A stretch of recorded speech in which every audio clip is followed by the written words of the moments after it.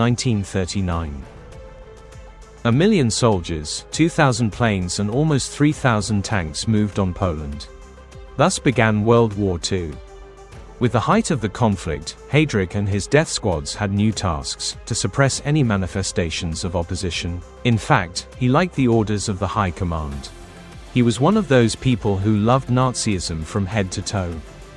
Apart from its own pre-war citizens, Poland was the first to feel the full force of the Gestapo and the SD. Heydrich imprisoned anyone he wanted without trial. And then there were two options: concentration camp or execution. The task of Heydrich's units in Poland was to decapitate Polish society, to kill the local elite, priests, professors, politicians, and economic leaders, tens of thousands of people. These were the main tasks of the Einsatzgruppen. Neutralizing Polish resistance. The agents were devoted to their work. A list of more than 60,000 was compiled who should be immediately detained and executed. In 1939, Heydrich became head of the main Directorate of Imperial Security. This means that all units were subordinate to him: police, military, punitive detachments, intelligence, counterintelligence. Nevertheless, two were key: the Gestapo and the SD. Reinhard concentrated so much power in his hands that he was able to make a good statement not only to Himmler, but also to Hitler. Work to eliminate the resistance movement in Poland has borne fruit. Heydrich's reputation went before him. His pay rose, and his influence and authority grew. Thanks to him, the cruelty of the Führer's fighting dogs was already talked about not only in Germany, but all over the world, including in the British Special Services, which began to think about how to stop or at least paralyze the work of Nazi agents. Heydrich is a cold and pragmatic ideologue. He is not a dreamer, but someone who does everything to bring ideology to life. If you had to draw a cartoon and show Nazi evil there, then you would draw Heydrich. The key issue in the war for the Nazis was the Jews. They were looking for opportunities to deport and liquidate this people. Adolf Eichmann, the architect of the Holocaust, figured out how to isolate them: concentration camps, shootings, torture, exploitation, medical experiments. But Reinhard Heydrich became the one who would bring all these crazy ideas to life. If Eichmann determined who and in what way would be executed, then Heydrich was an instrument of execution. Their call signs, architect and butcher, speak for themselves.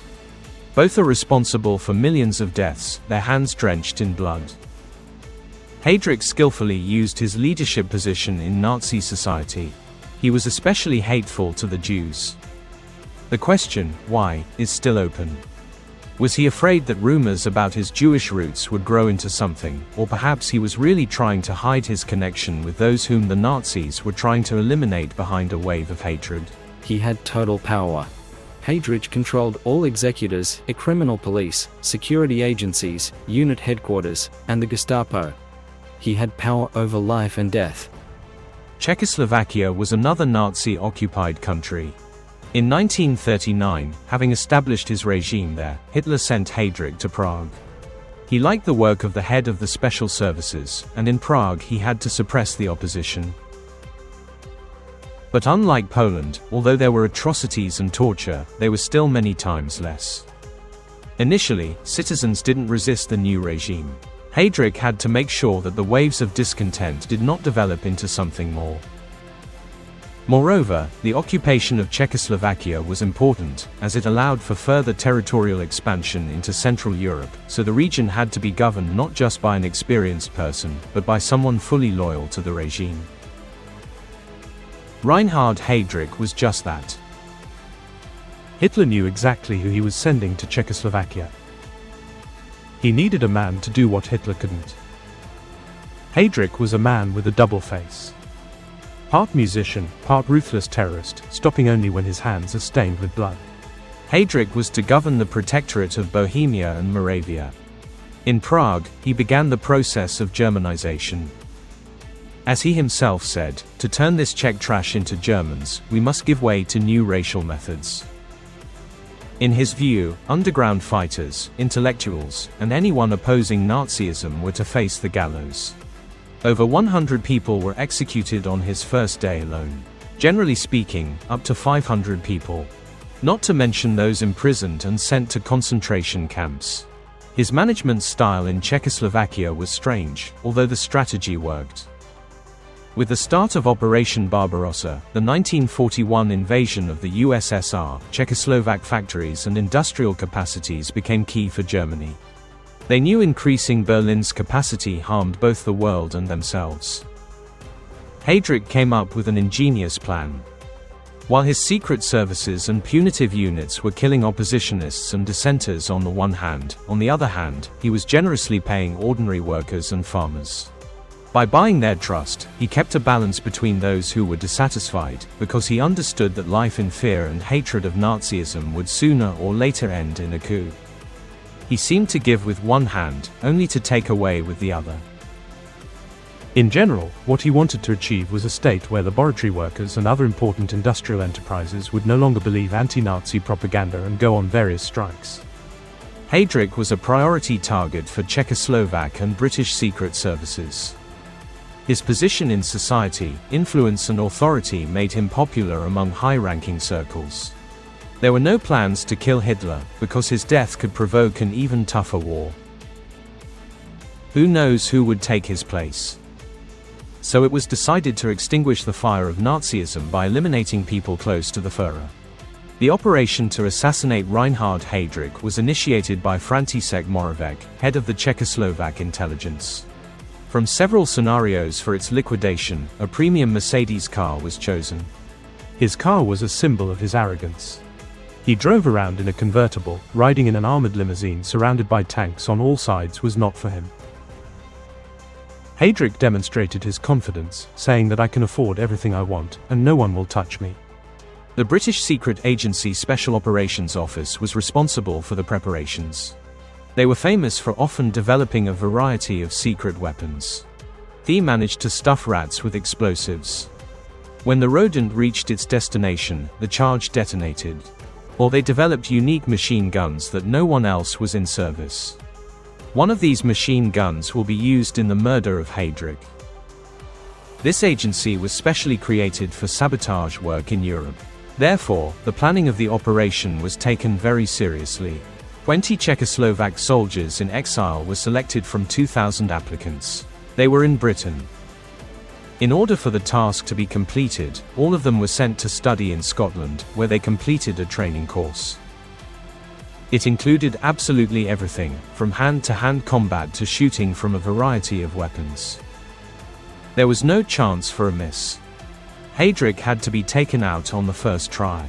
If the operation was successful, foreign intelligence services thought that then the mass murders of Jews could be stopped. But, as practice will show, repression couldn't be avoided. Nevertheless, the training of the killers was treated carefully. Our task was to train those fighters from A to Z. We worked out the smallest details to make the mission successful. Out of 24 agents, 2 of the best were selected, Karol Svoboda and Josef Gabček. The main selection criterion was accuracy. From the very beginning, it was planned that one of them would throw a grenade into Heydrich's car.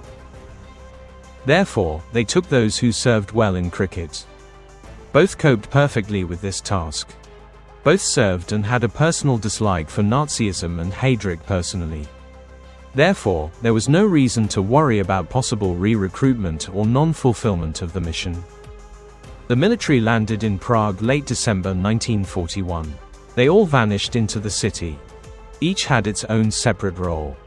While one group was engaged in establishing contact with a command center in Britain, Gabček and Kubis began their 5-month assassination planning.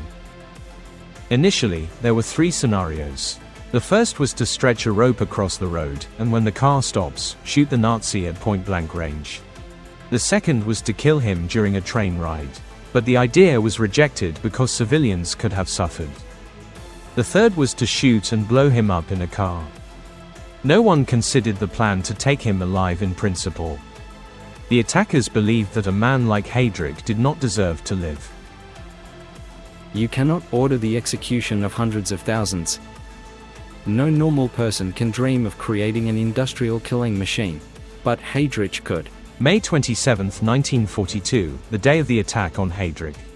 From his apartment, the Prague butcher was supposed to fly to Berlin to meet with Hitler, personally report to him on the state of affairs in the country and finally resolve the nuances of the so-called Jewish question.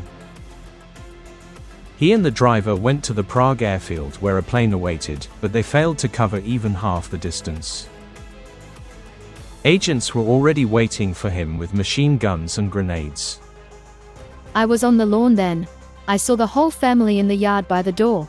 Heydrich picked up and kissed his daughter Silke. Then he got into the car and drove away. The road to the airfield was well known. It was there that he used to go to work every day. No reason to worry. He must have felt very confident about how the meeting was to go. Both reports to Berlin and reports from Berlin looked perfect. As the car slowed to enter a sharp turn, it became clear that something had gone wrong. One of the agents pulled out a machine gun, aimed it at the car, and cocked the trigger. But the machine gun jammed. At the same time, Heydrich made a fatal mistake. Instead of ordering the driver to speed up and run away, he ordered to stop, took out a gun and was about to open fire on the attackers. But a grenade flew under the car. It was to be thrown into the back seat of his car, as per the plan. But it landed near the rear wheels of the car. There was an explosion. The explosion sent shrapnel and debris flying at Heydrich, but he looked as if he didn't care. He continued to shoot at the attackers. Then he leaned on the hood of the car and slid down. He was seriously injured. He started having big problems. The attackers left thinking that the mission had failed. But Gabček and Kubis did not realize that they had mortally wounded the Prague butcher. Nevertheless, the news of the attack on a high-ranking Nazi quickly reached Berlin. German doctors in Prague nearly revived Heydrich. If it weren't for one thing. Before he was diagnosed healthy, he suddenly fell into a coma. He never got out of it, dying in a hospital bed on June 4, 1942. It turned out that the butcher had been poisoned. Researchers still can't figure out, is this a continuation of Operation Anthropoid or was he poisoned by his own people, fearing for their own lives and careers? Himmler could have killed him. Otherwise, Heydrich, if he had survived, could have replaced him in office easily. He was better and smarter at his job than Himmler. Heydrich's death was the first assassination of a top Nazi in World War II. After that, the Nazis seemed to go berserk. The Abwehr and the Gestapo managed to find out who, how and why planned it. In revenge for Heydrich, they killed more than 1,000 civilians. And that's not all. The family of the initiator of Operation Anthropoid, František Moravec, was tortured. His wife's head was cut off and shown to the children. The Nazis also found the attackers. Jan Kubis was wounded in a shootout. He died of his wounds. Gabček committed suicide, as did the rest of the team. It would be better to commit suicide than to surrender to the Germans. Heydrich's death initially brought us great enthusiasm. In our young heads, we didn't even have a thought about what consequences awaited us. Heydrich's assassination merely hastened the Holocaust's onset. Terror swept worldwide.